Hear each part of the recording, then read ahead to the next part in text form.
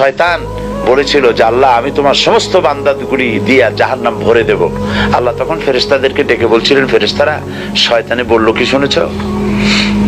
তোমরা যাও পৃথিবীতে, আমার বান্দারা শয়তানের ওয়াসওয়াসায় পড়ে যদি একটা গুনার নিয়ত করে, গুনাহটা করে নাই, গুনার নিয়ত করেছে, আমলনামায় একটা গুনাহ লিখে দিও। আমলনামায় কোনো গুনাহ লিখবা না। গুনার নিয়ত করেছে, গুনাহটা করে নাই, গুনাহ লিখবা না। যখন গুনাহটা করে ফেলবে তখন একটা গুনার জন্য একটা গুনাহই লিখো, আর যদি তওবা করে তা আমি মাফ করে দেব।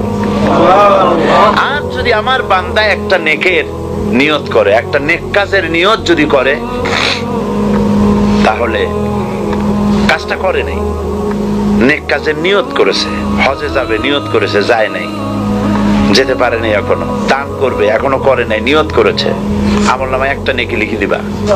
আর যখন নেকের কাজটা করা হবে তখন 10টা গ্রেস মার্ক লাগাই